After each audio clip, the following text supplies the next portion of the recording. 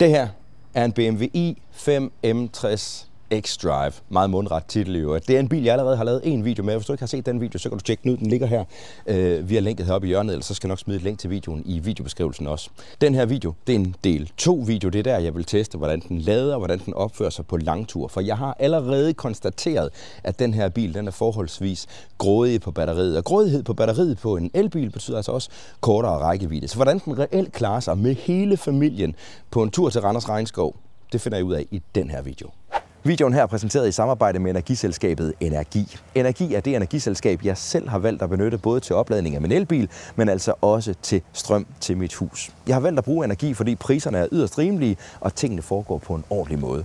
Videoen er også præsenteret i samarbejde med Keratech, som er et firma, som jeg har haft en lang relation til, og varmt kan anbefale, hvis du er på udkig efter dæk og fælge, og dermed også komplet hjul til din elbil. Husk, der ligger relevante links i videobeskrivelsen, faktisk masser af super fede links. Tjek dem ud, men først når du har set den her video.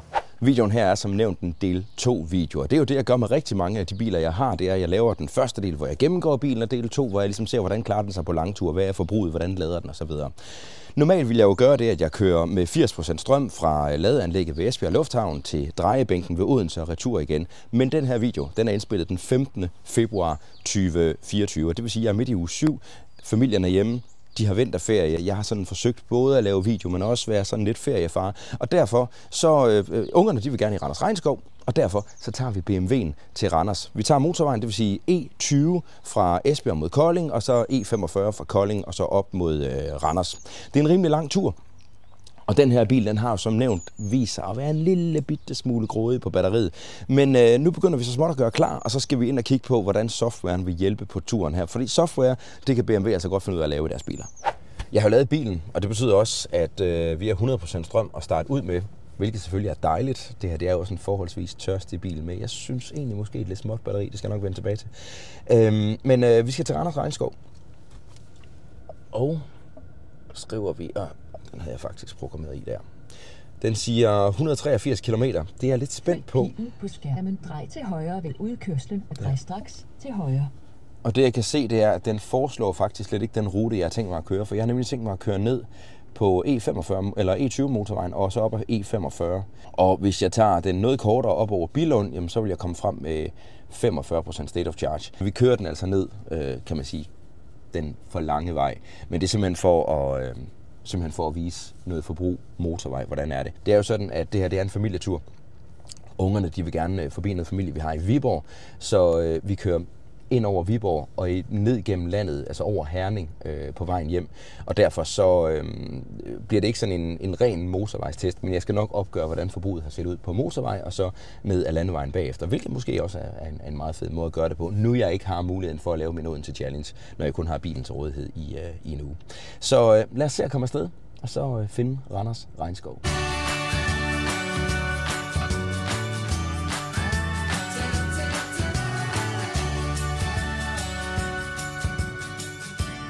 Så er vi kommet ned til Esbjerg Motorvejen E20, som jo var den rute, som bilen slet ikke foreslog. Formentlig fordi den er lidt for lang. Men nu er vi på vej. Bilen siger, at der er 182 km her fra tilkørslen til motorvejen, og der er cirka 13 km hjem til vores hoveddør. Så vi ender med sådan en total længde på den her tur på 195, små 200 km i hvert fald. Bilen siger, at vi når Randers Regnskov med 39% state of charge. Nu skal bilens forbrug lige stabilisere sig, men jeg tror egentlig, at det tal det passer meget godt. Det der også er i det, det er, at det er lidt tåget, men det ser egentlig ud til, at som tingene er lige nu, jeg kører adaptiv fartpilot, bilen her har jo altså også, radar foran, så det er egentlig rimelig trygt at køre med. Lige om lidt, så skal vi også have målt lidt på støjniveauet i kabinen, når vi lige har kørt lidt længere. Vi er jo altså på E20 motorvejen på den strækning, hvor jeg plejer at måle støj i kabinen. Og det skal vi selvfølgelig også prøve nu. Og nu er det med hele familien i kabinen, så vi prøver at være stille alle sammen.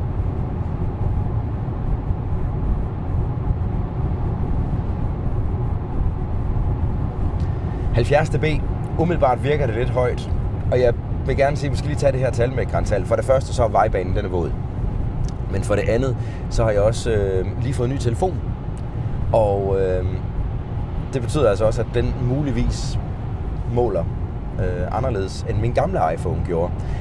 Og så er der faktisk også som en tredje faktor, der er faktisk en del trafik lige nu. Og man kan jo faktisk godt høre en bil, der kommer over, altså i den modgående retning også. Så det kan være grunden til, at tallet er lidt højt. De 70 dB virker umiddelbart højt. Og så har jeg faktisk glemt at lukke gardinet for glastaget, ligesom jeg også glemte, da jeg kørte bilen på landevej. Men 70 dB, det opfattes i hvert fald forholdsvis støjsvagt. Sådan vil jeg sige det. Bilens estimat af, hvor meget strøm vi ville nå frem med, fortsatte med at være stabilt med plus minus 1% en stor del af vejen, indtil vi nåede en del vejarbejde i det østjyske, hvor hastigheden var lavere og bilen blev mere optimistisk. Så er vi kommet af motorvejen, og vi er kørt fra ved Randers. Der er 4 km til Randers Regnskov. Hvis man så lige hurtigt skal kigge lidt på selve turen, jamen, så må jeg faktisk ærligt indrømme, at jeg er blevet positivt overrasket over et mindre ringe forbrug, end jeg havde frygtet.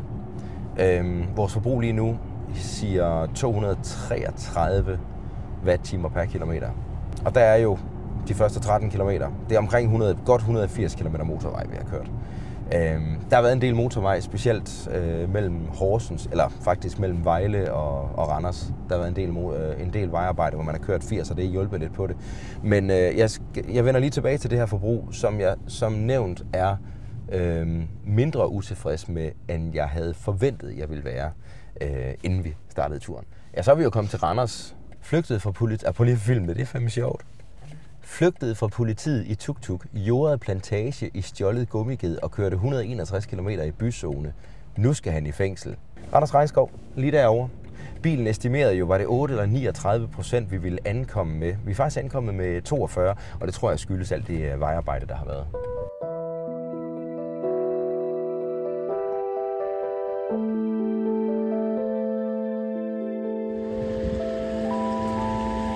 Jeg var vist ikke de eneste, der fik den idé i dag.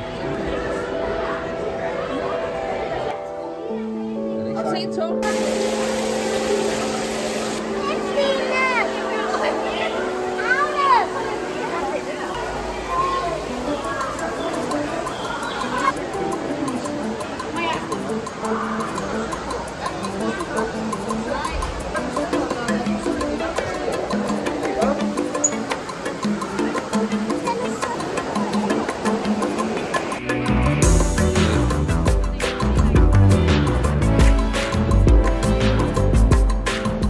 Så har vi været i Randers Regnskov, og som jeg nævnte i starten af videoen, så går turen nu ikke af samme vej tilbage.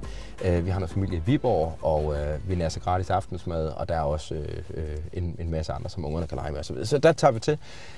Så det jeg har tænkt mig at gøre, det er at navigere til adressen, vi skal til i Viborg. Og så vil jeg sådan set, vi går med den anbefalede rute. Så prøver vi lige at søge noget strøm. Jeg har sorteret i systemet efter alt, der er over 100 kW. Og der kommer den faktisk kun med én lader på ruten. Det kan være, jeg lige kører ud. Det kunne have været dejligt fedt, fordi vi skal sådan set kun bruge sådan noget 20-25 kWh. Og så har vi rigeligt til også at nå Varde igen. Så, men det her det er 800 meter væk. Der har vi ikke varme i batteriet. Ved du hvad? Jeg finder noget, når vi kommer til Viborg.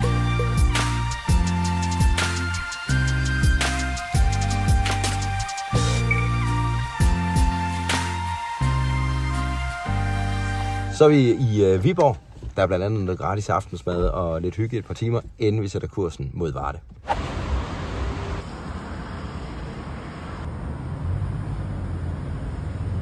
Ja, lige inden aftensmad, så fandt jeg lige ud af, at der var en Circle K sådan i umiddelbar nærhed. Desværre ikke en Circle K, der var i infotainmentsystemet. Jeg fandt den så på min app i stedet for. Der er jo nogle af de her tankstationer, som ikke altid kommer frem, i alle biler i hvert fald. Men det fungerer super godt. Bilen lader med over 205 kW, og jeg er lige nu ved, hvad er jeg ved? 33% state of charge, alt er godt. Så nu får den lige 15-20%, så er vi i hvert fald rigeligt til at nå hjem fra Viborg i aften. 6,5 minutter ved en ladestander, så har jeg strøm nok til at komme hjem. Jeg ser komme afsted. Så er vi færdige i Viborg, så skal vi bare hjem af, så det er sådan set bare så er vi good to go. Bilen havde allerede under opladning fortalt mig, hvor meget strøm jeg havde behov for at nå hjem. Turen hjemover forløb uden ret meget trafik og en blanding af landevej, motortrafikvej, lidt motorvej omkring Herning og en masse små jyske landsbyer. Vi landede tilbage i Varde med på batteriet. Det var faktisk præcis det, som bilen estimerede, da vi startede fra Viborg, og som jeg allerede havde en ret god fornemmelse af, ville være det, vi ville ende med i Varde, da jeg lavede bilen i Viborg. Så softwaren, den fejler altså ikke en skid i den her bil. Så var det jo meningen, at jeg vil give dig en ladetest af bilen også, men det er allerede lørdag nu, og jeg vil også gerne holde et weekend. Tiden den er gået lidt stærkt for mig den her uge. Så det, jeg har gjort, det er, at jeg har kigget lidt på, hvordan bilen lavede de 20%, som jeg lavede på, de 20% point, jeg lavede på i Viborg. Og så har jeg faktisk været inde og sammenligne med en ladekurve, som jeg har fundet på det her website, som jeg også lige krediterer i videoen her. Og der kan jeg faktisk se, jamen det ser ud til, det er, at med et forkonditioneret batteri, jamen så lader BMW'en her som lovet, altså 10-80% på omkring en halv time. Og det tror jeg på, særligt når der er så gode forkonditioneringsmuligheder, altså både det der med, at den manuelt kan prækonditionere, men altså også via navigationen kan altså med termostyringen i batteriet, kan sørge for, at du rammer en lader med den rigtige temperatur, så alt er godt. Og så er der forbruget. Og hvis vi deler det op i to, altså først turen til Randers, så kan jeg starte med at understrege, at det var jo faktisk, var ikke helt vindstille, men det var tæt på. Det var tåget, og jeg viste jo også, at det var sådan en dag med 7 grader og en svag til let vind. Så vinden har ikke haft så stor indflydelse på forbruget på bilen. Og alligevel så ender vi med at lave en tur af motorvejen til Randers med en gennemsnitshastighed på 107 km i timen. Og det lyder selvfølgelig, der er altid nogen, der begynder, 107 det er langsomt, eller 113 det er langsomt. Men det er altså realiteten. Jeg har faktisk kørt den højst tilladte hastighed, plus 2 km i timen hele tiden. Men så er der trafik, så er der måske en lastbil, der lige overhaler en anden lastbil, så er der vejarbejde, og derfor så er det i realiteten. Det er den gennemsnitshastighed, man har på en længere tur, når man kører motorvej. I det her tilfælde, der ender jeg med et forbrug, der hedder 233 watt-timer per kilometer. Og hvad kan man sammenholde det med? Jo, jeg lavede jo en Odense Challenge, hvor jeg kørte til Odense og tilbage igen med en gennemsnitshastighed på 113 km i timen i en ID.7 med en temperatur på minus 1 grader. Og den havde altså et forbrug på 220 watt-timer per kilometer. Så den her, den er altså lidt glupsk på det her batteri. Og det betyder altså, når den bruger så meget strøm, jamen så er den bare tilsvarende mindre rækkevidde. Det svarer til, at den her bil, den på den motorvejstur, vi havde altså med den her gennemsnitshastighed på 107 km i timen, har en rækkevidde på en fuld opladning på 348 km. Det er ikke super godt. Og den her bil, det vil klæde den med noget mere rækkevidde. Det, der har mest indflydelse på en bils forbrug, jamen det er faktisk aerodynamik. Det er cirka 60% af bilens forbrug. Så hvis man siger, at man gerne vil have det her design, for det er ved Gud et smukt design, jamen så synes jeg, det vil klæde bilen med et større batteri i stedet for. Jeg vil super gerne prøve at køre den baghjulstrukne udgave, så det der hedder en i40 eDrive i stedet for. Fordi på papiret, så ser den væsentligt bedre ud, og i min bog er den bare på alle måder bedre køb. Det vender jeg tilbage til. Og så var der turen hjem fra Viborg, altså på landevej. Og den tur, den foregik jo sådan af lige dele stort set motortrafikvej, landevej og små landsbyer. Og så er der lige et lille stykke motorvej, hvad er det, 10-15 km eller sådan noget, rundt om Herning.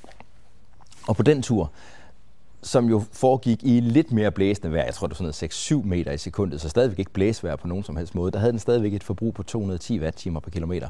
Det er stadigvæk højt, men det jeg synes, der er sådan lidt tankevækkende, det er, at der er ikke så stor forskel på forbruget, om du kører 73 km i timen i gennemsnit, eller 107 km i timen i gennemsnit. Så der er bilen sådan lidt mere ligeglad med, om den kører hurtigt eller langsomt. Og så kan man jo sådan set sige, at hvis du går efter det lave forbrug på langturen, jamen så er bilen jo stadig ikke god, men det stiger ikke proportionelt på samme måde, som det gør med mange andre biler. Om det er på grund af, at den her bil den kører med induktionsmotor frem for permanentmagnetmotor, det er jo sådan en notorisk ting, som i hvert fald er blevet talt om tidligere. Jeg er klar over, at det her det er blevet en forfinet konstruktion osv. Men det har i hvert fald været sådan tidligere, at man har sagt, at permanentmagnetmotorer, de var bedst ved lavere hastigheder, og ved højere hastigheder, så begyndte induktionsmotorerne. Men altså, begge dele er blevet raffineret, og jeg vil stadigvæk synes, at det vil give mere mening at bruge en permanent magnetmotor i den her bil. Men for lige at vende tilbage til turen hjem, jamen så var det altså 210 watt-timer per kilometer, der var forbruget. Det svarer til en rækkevidde på en fuld opladning på 386 km med igen pæn kørsel. Altså den adaptive fartpilot har passet sig selv, kørt 2 km i timen over det tilladte. Så det er altså 92 på motortrafikvej, 82 på landevejen. Jeg synes, det er et højt forbrug. Og det er igen det, der gør, at den her bil, hvis man ikke vil gøre noget ved aerodynamikken, altså designet på bilen, jamen, så vil det være det, der gør, at jeg synes, at den bare skulle have et større batteri. Og nu videre til 5 fede og 5 ufede ting ved en BMW i5.